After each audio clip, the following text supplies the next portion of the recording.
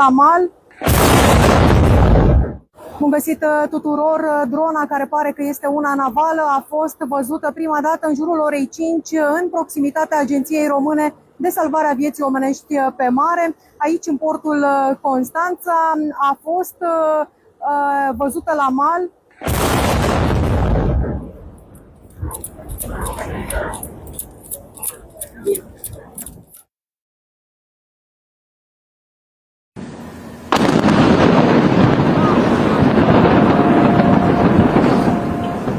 Eram în live.